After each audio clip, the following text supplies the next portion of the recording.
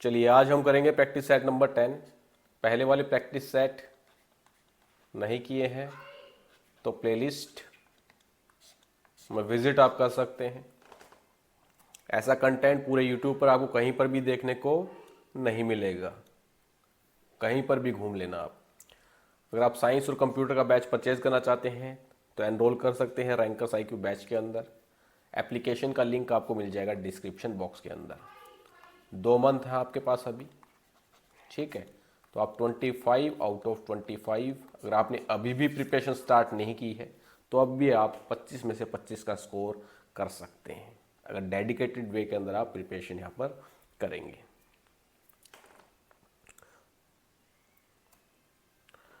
चलिए, तड़कता भड़कता क्वेश्चन आपकी स्क्रीन पर है। क्वेश्चन नंबर फर्स्ट यहाँ पर बोल रहा है the length and breadth of a rectangular sheet are 16.2 centimeter and 10.1 centimeter respectively. The area of the sheet in appropriate significant figure and error is. एक आयताकार शीट आपको यहां पर दे रखी है जिसकी लंबाई है 16.2 सेंटीमीटर और चौड़ाई यहां पर दे रखी है 10.1 सेंटीमीटर। अब मुझे एरिया यहां पर पता है रेक्टेंगल का, कैसे निकालते हैं? Area is equal to length into breadth. तो लेंथ कितनी है 16.2 सेंटीमीटर, ब्रेड्थ कितनी है 10.1 सेंटीमीटर। दोनों को मल्टीप्लाई करेंगे तो आपके पास यहाँ पर आएगा 163.62 सेंटीमीटर स्क्वायर, ठीक है। अब मेरे पास लेंथ के अंदर भी 3 सिग्निफिकेंट फिगर है, ब्रेड्थ के अंदर भी 3 सिग्निफिकेंट फिगर है। अब जो यहाँ पर प्रोडक्ट आएगा, जो आपका एरिया आएगा, उसके अंदर भी 3 सिग्निफिकेंट फिगर यहाँ पर होने चाहिए, ठीक है। तो राउंडिंग ऑफ यहाँ पर करेंगे, पॉइंट के बाद 6 है तो 3 के अंदर 1 बढ़ जाएगा आपका। ये सारी चीज़ें मैं आपको यूनिट एंड मेजरमेंट के अंदर करवा चुका हूँ। तो एरिया आ गया आपका 164 सेंटीमीटर क्यूब। अब आपको यहाँ पर ऑप्शन देख लीजिए, ठीक है। ऑप्शन के अंदर एक ही में यहाँ पर 164, तो आगे आपको करने की आवश्यकता नहीं है, ठीक है। तो ऑप्शन ए ही आपको यहाँ पर राइट रहेगा। अभी आपको एरर और निकालना है, लेकिन एग्जाम के अंदर आपको ऐसे नहीं करना है। क्यों? क्योंकि यहाँ पर सारे ऑप्शन अलग अलग हैं, ठीक है। तो 164 आपका अलग ही दिख रहा है, तो आगे आपको एरर निकाल के टाइम वेस्ट नहीं करना है, लेकिन हम यहाँ पर एरर आपको निकाल के दिखाएंगे। तो रिलेटिव एरर हम निकालते हैं, कैसे निकालेंगे? Area delta A upon A is equal to delta L upon L plus delta B upon B. अब मुझे यहां पर दिख रहा है डेल्टा एल और डेल्टा बी क्या हो सकता है? तो दोनों के अंदर लेंथ के अंदर 1 डेसिमल पॉइंट है, ब्रेड्थ के अंदर 10.1 है, 1 डेसिमल पॉइंट है। तो लिस्ट काउंट एरर कितना हो सकता है? दोनों के अंदर 0.1 सेंटीमीटर हो सकता है, ठीक है। 0.1 सेंटीमीटर यहाँ पर आपको लिस्ट काउंट देखने को मिलेगा, क्योंकि 1 डेसिमल आपको यहाँ पर देखने को मिल रहा है, ठीक। तो डेल्टा एल और डेल्टा बी मुझे पता लग गया। डेल्टा ए अपॉन ए कितना है आपका 163, ये कितना है आपका ए 163.62। डेल्टा एल 0.1 अपॉन एल कितना है 16.2 प्लस डेल्टा बी 0.1 और बी कितना है 10.1, ठीक है। तो अब डेल्टा ए निकाल लो आप, 0.1 अपॉन 16.2 प्लस 0.1 अपॉन 10.1, ये इस साइड में चला जाएगा, ठीक है। तो मल्टीप्लाई हो जाएगा 163.62, ठीक है। अब इसको जब सोल्व करेंगे तो आपके पास आ जाएगा 2.62 सेंटीमीटर स्क्वायर, ठीक है। अब आपको क्या करना है? इसको भी राउंडिंग ऑफ करनी है, ठीक। तो इसकी राउंडिंग ऑफ करेंगे तो 0.6 है तो कितना हो जाएगा 3, तो प्लस माइनस 3 आपको यहाँ पर भी देखने को मिलेगा आपका एरर। तो कितना होगा आपका 164 प्लस माइनस 3 सेंटीमीटर स्क्वायर। तो option A is the right answer. कोई दिक्कत नहीं होगी। चलिए next question, what is the dimension of surface tension? पृष्ठ तनाव के आयाम क्या है, आपको यहां पर बताना है। पृष्ठ तनाव क्या है? जब आप किसी लिक्विड में, ये आपके पास एक लिक्विड है किसी बीकर के अंदर, एक थाली लो, थाली में पानी भरो और सुई को डुबाओ, आराम से डालो उसके ऊपर। सुई पानी के अंदर नहीं डूबेगी। क्यों? क्योंकि इसके पृष्ठ पर क्या है, एक तनाव है, जिसे हम क्या बोलते हैं, सरफेस टेंशन। पृष्ठ तनाव बोलने का काम यहां पर करते हैं। ठीक है। अंदर के जो मॉलिक्यूल्स हैं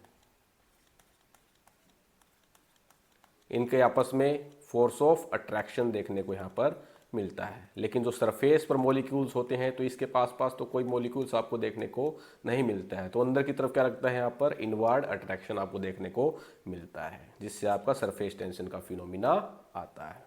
ठीक है। इसका डायमेंशन फॉर्मूला आपका क्या रहता है, तो इसका रहता है mt-2। mt-2 ऑप्शन बी आपका यहाँ पर करेक्ट आंसर बनेगा। क्लियर? चलिए क्वेश्चन नंबर 3 है, the reaction rate constant can be defined as the rate of reaction when each reactant's concentration is. अभिक्रिया दर स्थिरांक को अभिक्रिया की उस दर के रूप में परिभाषित किया जा सकता है जब प्रत्येक अभिकारक की सांद्रता हो। रिएक्शन का रेट कांस्टेंट जिसको किससे डिनोट किया जाता है, के से डिनोट किया जाता है। उस समय की रिएक्शन रेट को कहते हैं जब हर रिएक्टेंट की कंसंट्रेशन 1 मोल पर लीटर हो या आपकी यूनिटी हो। मैंने क्या बोला, रिएक्शन का रेट कांस्टेंट उस समय की रिएक्शन रेट को कहते हैं जब हर रिएक्टेंट की कंसंट्रेशन 1 मोल पर लीटर हो या यूनिटी हो। तो यहां पर कौन सा आंसर बनेगा, ऑप्शन डी आपको यहां पर आंसर राइट बनेगा। ठीक है, एक था यहां पर गलत, इसकी ट्रांसलेशन हो गई है। चलिए नेक्स्ट क्वेश्चन, क्वेश्चन नंबर 4 यहां पर चलते हैं। Consider the following statement. निम्नलिखित कथनों पर विचार आपको यहां पर करना है। सबसे पहले यहां पर दे रखा मोलिकुलर वेट या molar mass of H2SO4 is 98.079 ग्राम पर मोल। H2SO4 का आणविक भार या मोलर द्रव्यमान आपका 98 पॉइंट समथिंग ग्राम मोल है। तो चलिए यहां पर वेट निकाल लेते हैं H2SO4 का। ठीक है, तो हाइड्रोजन का एटॉमिक वेट कितना होता है आपका, 1 होता है। सल्फर का कितना होता है, 32 होता है। ऑक्सीजन का कितना होता है, 16 होता है। मॉलिक्यूल्स कितने हाइड्रोजन के, 1 है। सल्फर का कितना है, 32 है। ठीक है, ऑक्सीजन के कितने हैं, 4 है। तो 16 चौके 64। तो 64 और 32, 4 2 6 और कितना हो गया, इसका 2 हो जाएगा ना, 2 मॉलिक्यूल्स हैं तो 2 हो जाएगा इसका। तो 96 और 2 98। तो मॉलिकुलर वेट तो आपका बिल्कुल ओके निकल रहा है यहाँ पर। तो फर्स्ट स्टेटमेंट तो आपकी बिल्कुल करेक्ट बन जाएगी। ठीक है, नेक्स्ट यहाँ पर बोल रहा है at higher concentration H2SO4 is acts as an reducing agent. उच्च सांद्रता पर H2SO4 एक अपचायक के रूप में कार्य करता है। ये आपका गलत हो जाएगा। ठीक है, हाई कंसंट्रेशन पर H2SO4 एक ऑक्सीडाइजिंग एजेंट के रूप में कार्य करता है, ना कि रिड्यूसिंग एजेंट के रूप में। तो गलत स्टेटमेंट हो जाएगी। नेक्स्ट दे रखा है H2SO4 is water soluble and release heat when dissolved in water. H2SO4 जल में घुलनशील है और जल में घुलने पर ऊष्मा मुक्त करता है। ये आपकी स्टेटमेंट बिल्कुल सही रहेगी। H2SO4 जब आपका पानी में घुलता है तो आपकी हीट निकलती है। उस टाइम पर कौन सी रिएक्शन होती है जब हीट निकलती है, एक्सोथर्मिक रिएक्शन आपकी होती है। तो H2SO4 वाटर सोल्यूबल होता है, जब वाटर में मिलेगा तो हीट निकलेगी आपकी। तो कौन सी रिएक्शन होगी, एक्सोथर्मिक। तो थर्ड स्टेटमेंट भी आपकी राइट है। तो फर्स्ट एंड थर्ड आपकी यहाँ पर करेक्ट रहेंगी। Option A is the right answer. चलिए नेक्स्ट क्वेश्चन पर चलते हैं। The EMF of a cell is positive when free energy change of the reaction is. रासायनिक सेल का विद्युत वाहक बल आपका धनात्मक होता है जब अभिक्रिया का मुक्त ऊर्जा परिवर्तन क्या होगा आपका, ये आपको यहां पर बताना है। जब किसी सेल का EMF क्या होता है, पॉजिटिव होता है। ठीक है, तो उस टाइम पर रिएक्शन क्या होगी आपकी, स्पॉन्टेनियस। स्पॉन्टेनियस रिएक्शन कौन सी होती हैं, जो आपकी अपने आप होती हैं। और स्पॉन्टेनियस रिएक्शन के लिए गिब्स फ्री एनर्जी आपका जो डेल्टा जी है वो आपका नेगेटिव होना चाहिए, यानी कि लेस देन 0 आपको यहां पर देखने को मिलना चाहिए। ठीक है, तो तो यहाँ पर कौन सा आपका राइट होगा, option B is the right answer. जब ईएमएफ ऑफ द सेल आपका पॉजिटिव होगा तो उस टाइम पर आपकी रिएक्शन होगी स्पॉन्टेनियस, अपने आप रिएक्शन होंगी, और जो फ्री एनर्जी चेंज आपको देखने को मिलेगा वो आपको नेगेटिव आपको देखने को मिलेगा, यानी कि लेस देन जीरो आपको देखने को मिलता है। गिब्स फ्री एनर्जी चेंज क्या होता है, -NFE। वेरी वेरी इंपॉर्टेंट, याद रखना है। ठीक है, चलिए next question, question number 6। Question number 6 बोल रहा है, which of the following statement is incorrect regarding types of soap. साबुन के प्रकारों के संबंध में निम्नलिखित में से कौन सा कथन गलत है, ये आपको यहां पर बताना है।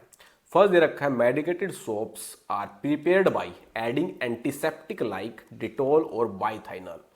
औषधीय साबुन डिटोल या बाइथाइनल जैसी एंटीसेप्टिक मिलाकर तैयार की जाती हैं। बिल्कुल सही स्टेटमेंट रहेगी। मेडिकेटेड सोप्स के अंदर एंटीसेप्टिक जैसे आपकी डिटोल, बाइथाइनल आपके मिलाए जाते हैं। ठीक है, तो first statement is the right. Next दे रखा है, shaving soap contain glycerol to prevent rapid drying and rosin to form sodium rosinate for good lather. Shaving soaps में ग्लिसरॉल सूखापन रोकने के लिए आपका मिलाया जाता है, और रोजिन जो रहता है वो झाग बनाने के लिए आपका मिलाया जाता है। किनके अंदर, सेविंग सोप्स के अंदर। ये भी आपकी बिल्कुल करेक्ट स्टेटमेंट रहेगी। ठीक है, सेविंग सोप के अंदर ग्लिसरॉल मिलाया जाता है ताकि वो जल्दी सूखे ना, और जो रोजिन है वो इसलिए मिलाया जाता है ताकि वो अच्छे से यहाँ पर झाग बनाए। ठीक, तो सेकंड स्टेटमेंट आपकी राइट। नेक्स्ट दे रखा है, laundry soaps contain fillers like sodium rosinate, sodium silicate, borax, sodium carbonate. कपड़े धोने के साबुन में sodium rosinate, sodium silicate, borax और सोडियम कार्बोनेट जैसे भराव होते हैं। ये भी आपकी करेक्ट स्टेटमेंट रहेगी। लॉन्ड्री सोप्स में आपके फिलर्स होते हैं सोडियम सिलिकेट, बोरैक्स हो गया, सोडियम कार्बोनेट हो गया, तो ये सारे फिलर्स आपको लॉन्ड्री सोप्स के अंदर देखने को मिलते हैं। नेक्स्ट यहाँ पर रखा, soaps that float in water are made by adding sodium carbonate during hardening.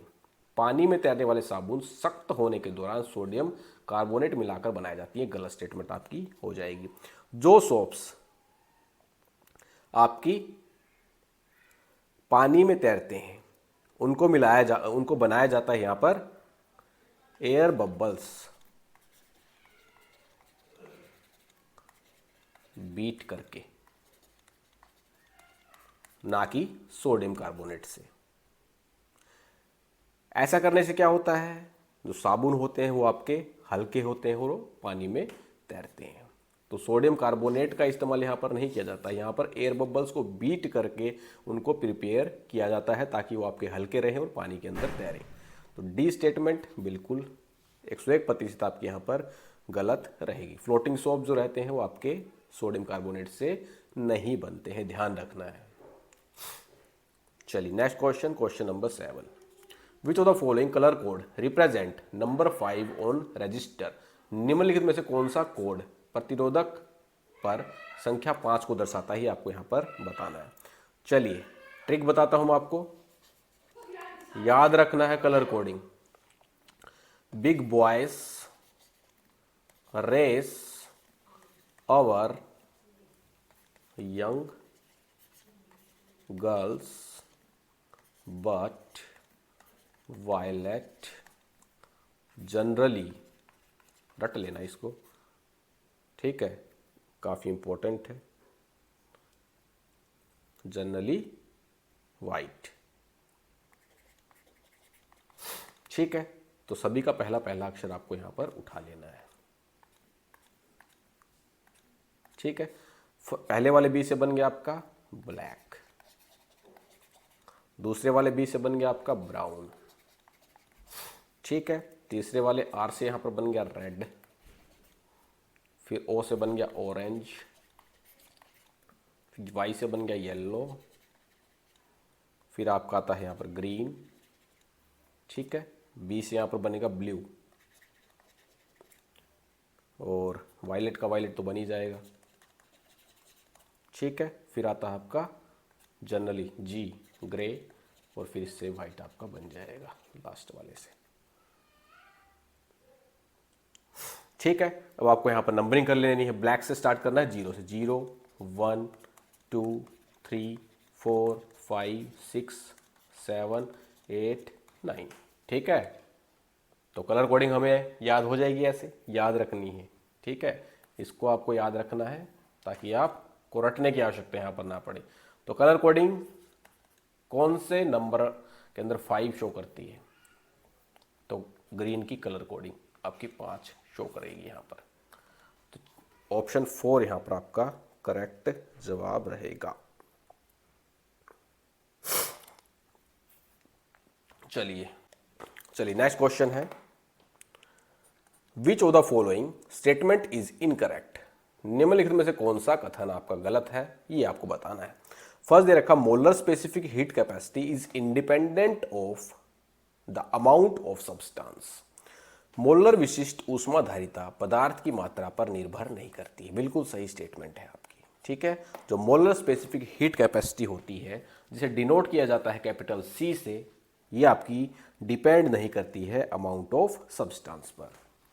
Next है, molar specific heat capacity depends on the nature of substance and temperature. ये आपकी डिपेंड करती है किस पर? पदार्थ की प्रकृति पर और तापमान पर। तो ये भी बिल्कुल सही स्टेटमेंट है। ठीक है, डिपेंड किस पर करेगी? नेचर ऑफ सब्सटेंस और टेम्परेचर पर। याद रख लेना, डायरेक्ट क्वेश्चन पूछ जाते हैं। और इंडिपेंडेंट रहती है किस पर? अमाउंट ऑफ सब्सटेंस पर। Next, for an ideal gas the equation of state is PV is equal to mu R T. Ideal gas के लिए जो इक्वेशन ऑफ स्टेट रहती है आपकी PV is equal to mu R T रहती है। एक आदर्श गैस के लिए अवस्था समीकरण आपकी PV is equal to mu R T रहती है। क्वेश्चन कहाँ से लिया गया? थर्मोडायनेमिक्स फिजिक्स का क्वेश्चन है। ठीक है, अगर आपको नहीं पता हो तो हम बता देते हैं। ये भी बिल्कुल आपकी सही स्टेटमेंट है। नेक्स्ट है, the specific heat capacity of water in SI units is 4.4186 joule per mole पर केल्विन। एसआई इकाई में जल की विशिष्ट ऊष्माधारिता 4186 जूल पर मोल पर केल्विन आपको देखने को मिलती है। गलत हो जाएगी, यहाँ पर जो यूनिट है वो गलत दे रखी है। ठीक है, ये होती है आपकी 4186 जूल पर किलोग्राम पर केल्विन। ठीक है, अगर ग्राम में दे रखी हो तो ग्राम में रहेगी आपकी 4.186 जूल पर ग्राम पर केल्विन आपको यहाँ पर देखने को मिलेगी। तो 4 क्वेश्चन आपके यहाँ पर बन गए। पहला, इंडिपेंडेंट रहती है अमाउंट ऑफ सब्सटेंस पर मोलर स्पेसिफिक हीट। दूसरा, डिपेंड करती है नेचर ऑफ सब्सटेंस और टेम्परेचर पर। तीसरा, आइडियल गैस के लिए इक्वेशन ऑफ स्टेट आपकी P equal to mu R T रहती है। चौथा, यहाँ पर जो specific heat of water capacity of water देखने को मिलेगी वो 4186 जूल पर किलोग्राम पर केल्विन, या ग्राम के अंदर 4.186 जूल पर ग्राम पर केल्विन आपको देखने को मिलेगी। तो 4 क्वेश्चन एक क्वेश्चन से, एक एक क्वेश्चन वेरी वेरी यहाँ पर इंपॉर्टेंट, डायरेक्ट एग्जाम के अंदर क्वेश्चन पूछे जाते हैं। चलिए नेक्स्ट क्वेश्चन है, आसान क्वेश्चन है। इन thermodynamic process A pressure of a fixed mass of A gas is changed in such a manner that gas releases 20 joule of heat when 8 joule of work is done on the gas. If the initial internal energy of the gas was 30 joule, then final internal energy will be. ऊष्मा गतिकीय प्रक्रम में किसी gas के स्थिर द्रव्यमान का तापमान इस प्रकार परिवर्तित आपका किया जाता है कि गैस पर 8 जूल कार्य करने पर 20 जूल आपकी ऊष्मा मुक्त होती है। यदि गैस की प्रारंभिक आंतरिक ऊर्जा 30 जूल थी तो अंतिम आंतरिक ऊर्जा आपको यहां पर बतानी है कि क्या रहेगी। चेंज हमेशा फाइनल से इनिशियल के बीच में होता है। ठीक है, तो डेल्टा यू यानी कि इंटरनल एनर्जी चेंज, मैं क्या लिख सकता हूं? Final minus you initial. ऐसा मैंने क्यों किया? क्योंकि मेरे पास यहां पर इनिशियल इंटरनल एनर्जी दे रखी है और मुझे यहां पर फाइनल निकालनी। अब मुझे पता है first law of thermodynamics, delta U बराबर है क्यू प्लस डब्ल्यू। यही आपका फर्स्ट लॉ ऑफ थर्मोडायनेमिक्स है। डेल्टा यू यहाँ पर है U F minus U I is equal to energy यहाँ पर क्या है? 20 जूल। ध्यान रखना, कन्वेंशन का आपको यहाँ पर ध्यान रखना है।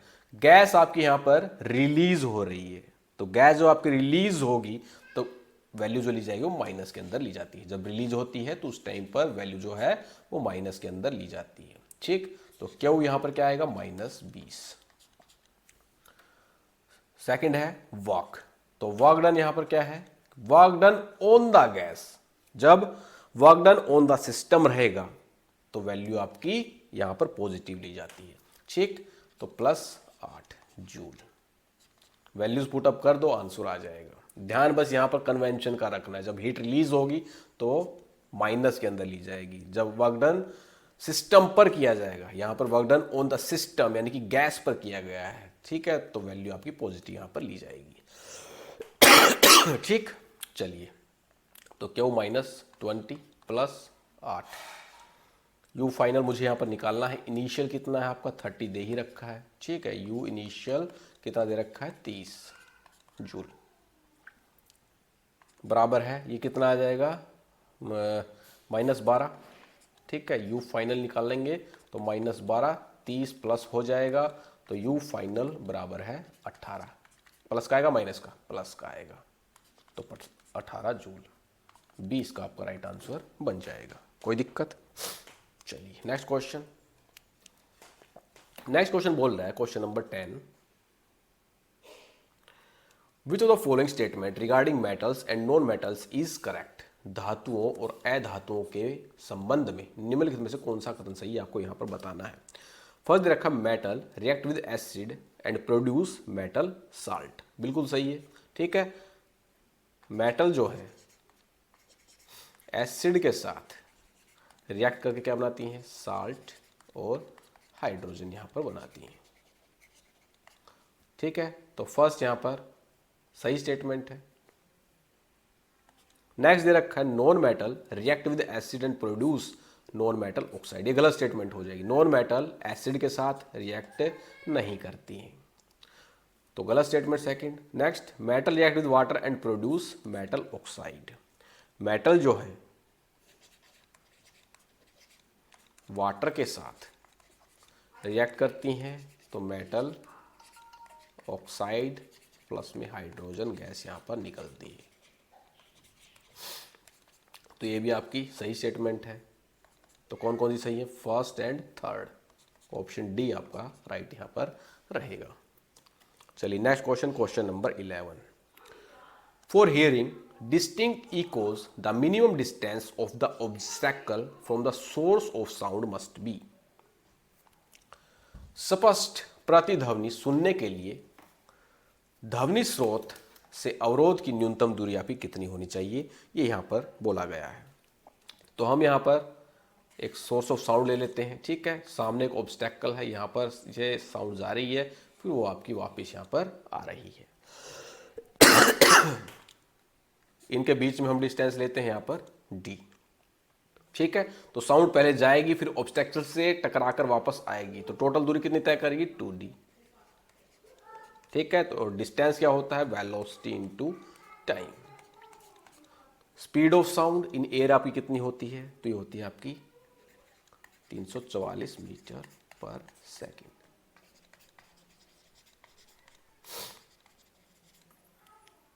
एयर के अंदर, ठीक है। टाइम हमें यहां पर पता करना है, तो टाइम का आपको पता ही है। इको तब सुना जा सकता है जब रिफ्लेक्टेड साउंड ओरिजिनल साउंड के बाद कम से कम 0.1 सेकंड बाद सुनाई दे। इको आपका तब सुना जा सकता है जब रिफ्लेक्टेड साउंड ओरिजिनल साउंड के बाद कम से कम 0.1 सेकंड बाद आपकी सुनाई दे। तो टाइम का मुझे यहां पर पता लग गया 0.1, तो रख लो वैल्यू 2d बराबर है 344 गुना 0.1, डी की वैल्यू यहां पर आ जाएगी 344 बटे में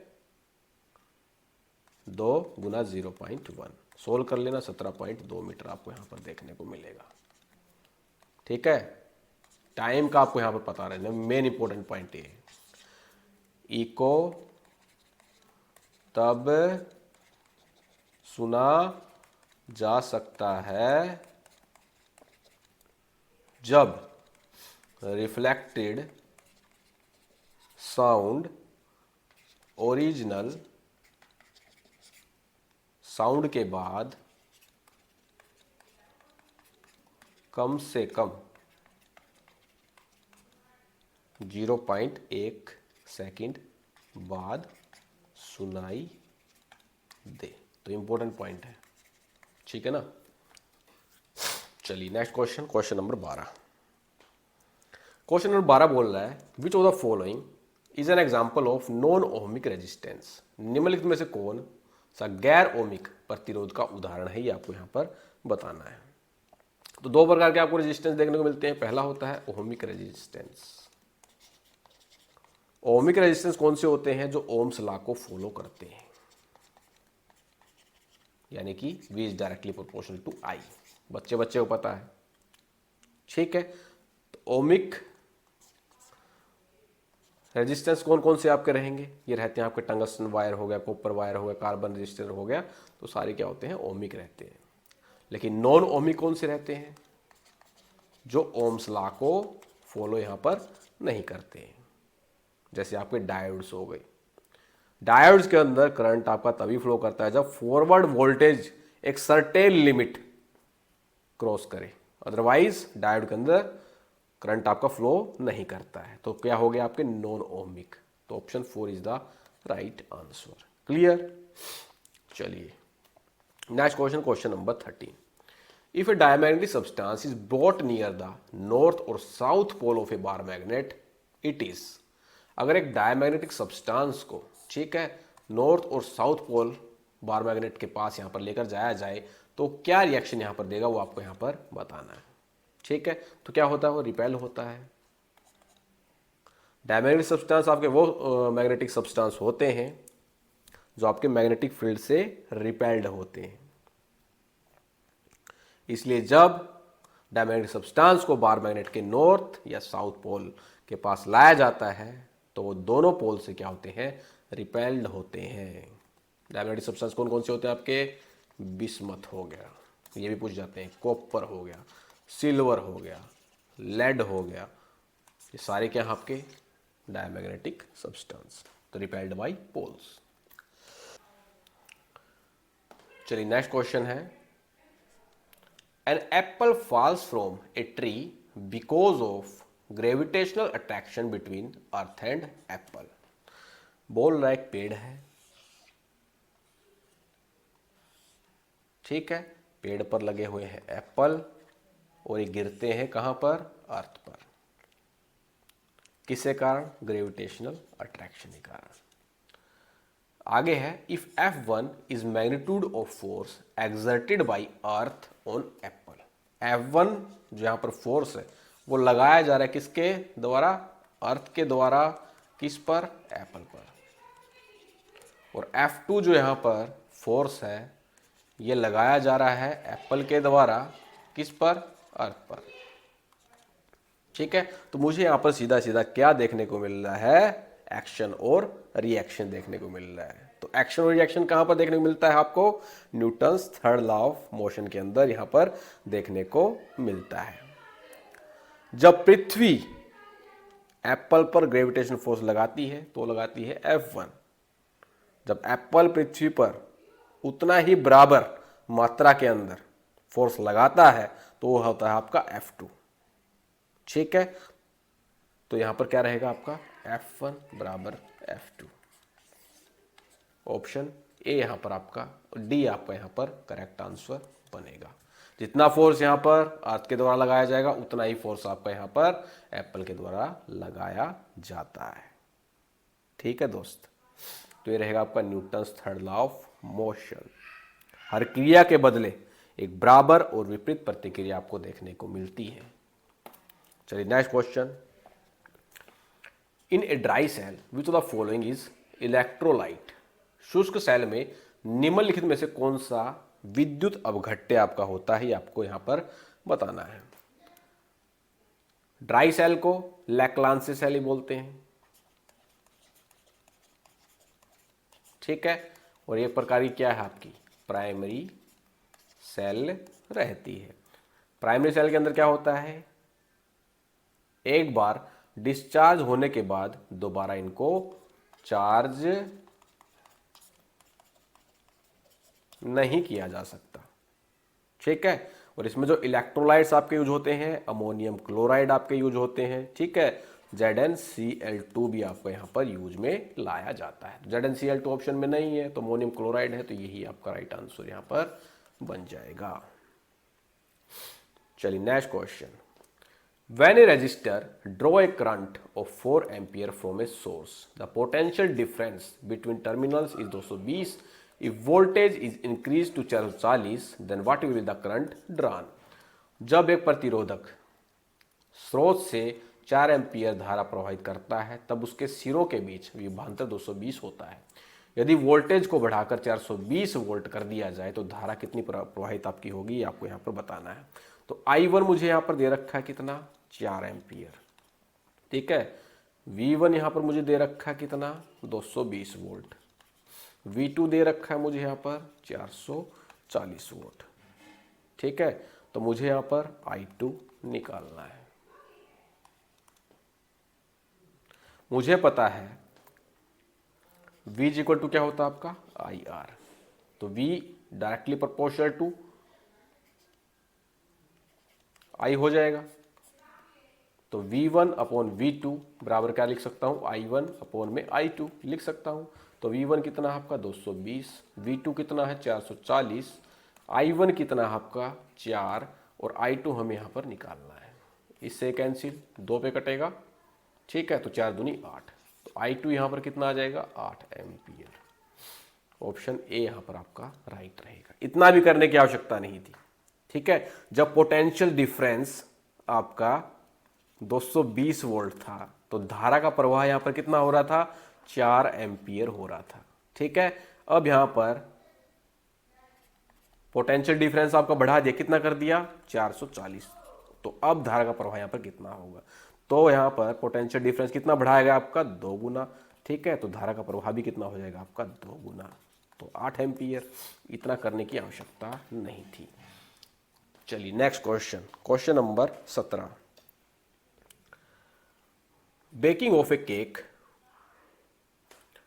is a chemical change because, cake का पकाया जाना एक रासायनिक परिवर्तन है क्योंकि, क्वेश्चन में बोल दिया केमिकल चेंज, बता दिया उसने कि यहां पर नए सब्सटेंस की फॉर्मेशन हो रही है, ठीक है। और केमिकल चेंज जब आपका होगा तो दोबारा से पहले वाले सब्सटेंस को हम नहीं पा सकते हैं। क्यों, क्योंकि ये इरिवर्सिबल चेंज आपका रहता है, ठीक है। तो you can't get your ingredients back, उसकी मूल सामग्रियां पुनः प्राप्त आपकी नहीं की जा सकती हैं। क्लियर, क्वेश्चन में ही आंसर बता दे। फिजिकल चेंज के अंदर, ठीक है, कोई भी आपका नया सब्सटेंस नहीं बनता है, ठीक है। और फिजिकल चेंज ये आपके रिवर्सिबल होते हैं। इरिवर्सिबल कौन से होते हैं, ये आपके केमिकल चेंज रहते हैं। आसान question, halwa question. Which of these is true about F block elements, F block तत्वों के बारे में इनमें से कौन सा कथन सत्य है, आपको यहां पर बताना है। फर्स्ट दे रखा है they are placed on extreme right of the periodic table, ये आवर्त सारणी के सबसे दाहिनी छोर पर स्थित होते हैं। तो पहली स्टेटमेंट आपकी यहां पर गलत हो जाएगी, ठीक है। राइट साइड में आपको noble non metals, halogens, noble gases यहां पर देखने को मिलती हैं। F block elements periodic table के आपको नीचे देखने को मिलते हैं, ना कि राइट साइड के अंदर। फर्स्ट स्टेटमेंट गलत। सेकंड दे रखा है they are completely filled by electrons and have very low chemical reactivity, ये पूरी तरह से इलेक्ट्रॉन से भरे होते हैं, इनकी रासायनिक अभिक्रियाशीलता बहुत आपकी कम होती है। F block elements completely filled आपके नहीं होते, इनका एफ सब सेल जो आपका रहता है वो पार्शियली फिल्ड रहता है, पार्शियली फिल्ड रहता है। और इनके जो केमिकल रिएक्टिविटी है वो भी इसकी लो नहीं होती। कुछ एक्टिनाइड्स तो आपके बहुत रिएक्टिव होते हैं, जैसे आपका यूरेनियम हो गया, कितना रिएक्टिव है, थोरियम हो गया, तो केमिकल रिएक्टिविटी कम नहीं होती है यहाँ पर। तो ये भी गलत स्टेटमेंट आपकी हो जाएगी। नेक्स्ट है halogen and chalcogens are the part of F block elements, ये भी आपकी गलत हो जाएगी। हैलोजन और चैल्कोजेंस एफ ब्लॉक तत्वों का आपका हिस्सा नहीं है, ठीक है। हैलोजन और चैल्कोजेंस ये आपको पी ब्लॉक के अंदर देखने को मिलते हैं। हैलोजेंस किसके अंदर आते हैं, ग्रुप 17 के अंदर। चैल्कोजेंस ग्रुप 16 के अंदर आपको देखने को मिलते हैं। नेक्स्ट है they are also called inner transition element, इन्हें आंतरिक संक्रमण तत्व भी कहा जाता है। ये आपकी बिल्कुल सही स्टेटमेंट रहेगी। एप ब्लॉक एलिमेंट्स को इनर ट्रांजिशन एलिमेंट्स कहा जाता है क्योंकि ये ट्रांजिशन मेटल्स जो आपके कहाँ पर देखने मिलते हैं, डी ब्लॉक के अंदर। डी ब्लॉक के अंदर के आपके एलिमेंट्स होते हैं और इनके इलेक्ट्रॉन्स एफ सब शेल में भर जाते हैं, तो इनर ट्रांजिशन एलिमेंट्स से आपके रहते हैं। एफ ब्लॉक के अंदर आपको यहाँ पर दो सीरीज देखने को मिलती हैं। पहली होती है लेंथेनाइड सीरीज, ठीक है, जो कहाँ से कहाँ तक रहती है, एटॉमिक नंबर 58 से लेके 71 तक आपको लेंथेनाइड्स देखने को मिलते हैं। एक्टेनाइड्स यहाँ पर बात करें तो ये आपको एटॉमिक नंबर 90 से लेके 103 तक यहाँ पर देखने को मिलते हैं। तो इनर ट्रांजिशन एलिमेंट्स आपके रहते हैं ये। Next question, question number 19, identify the correct match of element with its atomic number. तत्वों और उसके परमाणु क्रमांक के साथ सही मिलान आपको यहाँ पर करना है। पहला यहाँ पर दे रखा है टीन, टीन को डिनोट किया जाता है SN से। यहाँ पर एटॉमिक नंबर दे रखा 50, ठीक है, सही है, टीन का 50 आपका एटॉमिक नंबर रहता है। नेक्स्ट दे रखा जीनोन 53, तो जीनोन का 53 नहीं होता है, इसका आपका 54 एटॉमिक नंबर होता है। ऐसे ही सिल्वर का 49 नहीं होता, 47 होता है। आयोडीन की बात करें तो यहाँ पर आपको 53 देखने को मिलेगा, ना कि 54, ठीक है। तो फर्स्ट इसका आपका राइट आंसर बनेगा जो सही मिलान यहाँ पर कर रहा है। नेक्स्ट है, which of the following can be used as a catalyst in hydrogenation reaction. Hydrogenation अभिक्रिया में उत्प्रेरक के रूप में निम्नलिखित में से किसका उपयोग यहाँ पर किया जाता है, ये आपको बताना है। हाइड्रोजन रिएक्शन ये आपकी केमिकल रिएक्शन है जिसमें किसी अनसैचुरेटेड, जैसे मैंने यहाँ पर लिया एल्कीन, ठीक है, इसको H2 गैस के साथ रिएक्ट करवाया जाता है, यानी कि ऐड करवाया जाता है, और इससे आपके सैचुरेटेड कंपाउंड यहाँ पर बनते हैं। जैसे यहाँ पर बना आपका एल्केन, और यहाँ पर जो कैटलिस्ट आपको देखने को मिलते हैं वो रहेगा आपका निकिल, प्लेडियम और प्लैटिनम। ऑप्शन के अंदर कौन कौन सा है आपका, प्लेडियम है, तो यही आपका राइट आंसर रहेगा, ठीक है। हाइड्रोजनेशन के अंदर निकिल भी रहता है आपका और प्लैटिनम भी रहता है, ये भी ऑप्शन के अंदर कई बार एग्जाम के अंदर पूछी जाती हैं। हाइड्रोजन रिएक्शन के अंदर क्या होता है, अनसैचुरेटेड कंपाउंड से सैचुरेटेड कंपाउंड आपके बनते हैं with the help of hydrogen. चलिए next question number 21, optical fibre are generally made of. Optical fibre आमतौर पर किसके बने होते हैं ये आपको बताना है। ऑप्टिकल फाइबर एक ट्रांसपेरेंट थ्रेड लाइक केबल होती है जो लाइट के रिफ्लेक्शन के प्रिंसिपल पर आपकी काम करती है। लाइट का रिफ्लेक्शन का प्रिंसिपल कौन सा है, TIR। तो optical fibre total internal reflection के प्रिंसिपल पर यहाँ पर काम यहाँ पर करते हैं। और किसके बने होते हैं, पहले बता चुका हूँ, सिलिका बेस्ड ग्लास और प्लास्टिक के आपके बने होते हैं। सिलिका आधारित कांच और प्लास्टिक के आपके यहाँ पर बने रहते हैं। इन मटेरियल का यूज क्यों किया जाता है, तो इन मटेरियल का यूज इसीलिए किया जाता है कि ताकि लाइट आपकी इजीली पास यहाँ पर हो, उसका लॉस ना हो। चलिए next question, question number 22, which of the following statement is correct. निम्नलिखित में से कौन सा कथन आपका सही है ये आपको यहाँ पर बताना है। पहला देखा, potassium is more reactive than gold. पहली स्टेटमेंट है पोटेशियम आपका सोने से अधिक अभिक्रियाशील है, बिल्कुल स्टेटमेंट सही रहेगा। क्यों, क्योंकि रिएक्टिविटी सीरीज के अंदर पोटेशियम सबसे ऊपर आपको यहाँ पर देखने को मिलता है, तो गोल्ड से आपका ज़्यादा रिएक्टिव रहेगा। नेक्स्ट है, calcium is less reactive than lead. Calcium शीशे से कम अभिक्रियाशील है, ये आपकी गलत स्टेटमेंट हो जाएगी, ठीक है। कैल्शियम जो है वो ऊपर रहता है रिएक्टिविटी सीरीज में और लेड आपका नीचे रहता है। रिएक्टिविटी सीरीज के अंदर नीचे से ऊपर जाएंगे तब रिएक्टिविटी आपकी यहाँ पर बढ़ती है, ठीक। तो कौन सा कथन सही है, ओनली 1 आपका यहाँ पर सही रहेगा। रिएक्टिविटी सीरीज लिख देते हैं, रट्टा मार लो इसका, तो हमने जैसे रट्टा मार रखा है वैसे ही आप भी रट्टा मार सकते हैं। बार बार प्रैक्टिस करेंगे तो ऑटोमेटिक आपको ये चीज़ें याद हो जाएंगी, AU और प्लेटिनम, ठीक है। नीचे से ऊपर जब जाएंगे तो आपकी रिएक्टिविटी यहाँ पर बढ़ती है। तो यहाँ पर देखिए calcium is less reactive than lead, calcium ये है, ठीक है। लेड कहाँ पर है, यहाँ पर लेड नीचे है, तो लेस रिएक्टिव हो गया, सॉरी मोर रिएक्टिव हो गया आपका। तो कैल्शियम आपका मोर रिएक्टिव है किससे, लेड से, ठीक। और पोटाशियम आपका जो है वो गोल्ड से क्या है, मोर रिएक्टिव है। तो सेकंड स्टेटमेंट आपकी यहाँ पर गलत हो जाएगी। क्यों, यहाँ पर लेस रिएक्टिव दे रखा है जो कि आपका मोर रिएक्टिव होना चाहिए। Next question, question number 23, question number 23 यहां पर क्या बोल रहा है वो देखते हैं। When we press a bulb of dropper with its nozzle kept in water, air in the dropper is seen to escape in the form of bubble. Once we release the pressure on the bubble, water gets filled in the dropper. The rise of water in the dropper is due to। यहाँ पर question के अंदर बोल रहा है हमारे पास एक, मान लो वाटर लिया, एक बीकर ले लिया, ठीक है। हमारे पास है एक ड्रॉपर, ठीक है।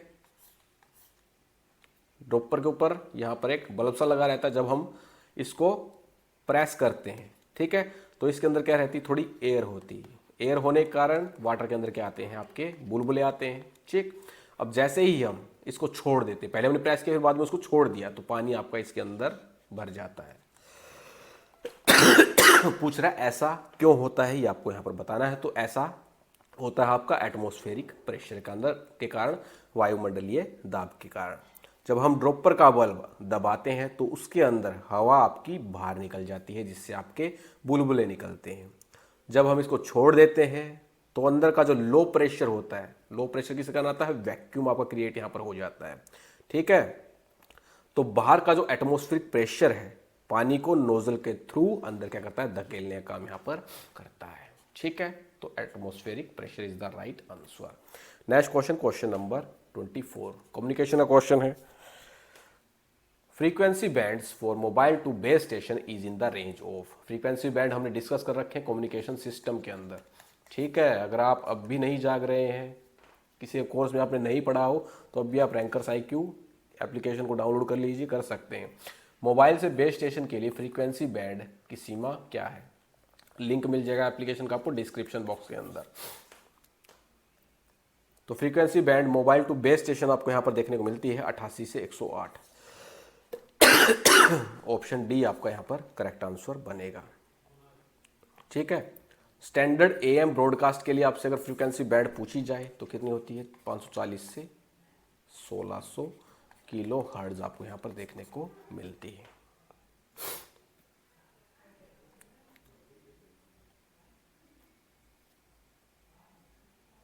चलिए next question, question number 25। Question number 25 बोल रहा है, which of the following rules explain the presence of maximum number of unpaired electron in A given subshell. निम्न में से कौन सा नियम किसी दिए गए अपकोष में अधिकतम अयुग्मित इलेक्ट्रॉनों की उपस्थिति की व्याख्या करता है। तो ये करेगा आपका हंड्स रूल। ऑप्शन सी आपका यहाँ पर करेक्ट आंसर बनेगा, ठीक है। हंड्स रूल आपको क्या बोलता है, जो आपकी सबशेल होती हैं SPDF, इनके अंदर जो आपके ऑर्बिटल देखने को आपको मिलते हैं, तो इनके अंदर क्या करते हैं, हर एक ऑर्बिटल में पहले हम इलेक्ट्रॉन भरने का काम करते हैं। ये नहीं है किसी एक ऑर्बिटल में हमने पहले फिलिंग कर दी। मान लो हमारे पास 3 इलेक्ट्रॉन है, ठीक है, तो हम सभी के अंदर एक एक इलेक्ट्रॉन यहाँ पर भरने का काम करते हैं। ये नहीं करेंगे कि इसके अंदर 2 भर दिए, इसके अंदर 1 भर दिया। सभी को यहाँ पर समान नज़रों से देखना रहेगा। अब आपके पापा मान लो 3 भाई बहन हैं आप, ठीक है, तीनों के लिए चीज़ लेकर आए तो सभी को एक एक बांटते हैं, नहीं बांटते हैं, ठीक है। ये तो नहीं है किसी को 2 दे दिए, किसी को 1 दे दिया, तो ऐसे तो लड़ाई मच जाएगी। तो हंड्स रूल क्या बोलता है, सबसे पहले सभी को बांटने हैं अपने इलेक्ट्रॉन। जैसे यहाँ पर हर एक ऑर्बिटल में एक इलेक्ट्रॉन देखने को मिले। अब मान लो यहाँ पर 4 इलेक्ट्रॉन होते तो पहले तो हम 3 को भरते और उसके बाद में फिर स्टार्टिंग से स्टार्ट हम यहाँ पर करते, ठीक है। तो ऐसा करने से maximum number of unpaired electron भी आपको यहाँ पर देखने को मिलते हैं सब सेल्स के अंदर, ठीक है। तो ये कौन सा नियम है आपका, हुंड का नियम। Option C is the right answer,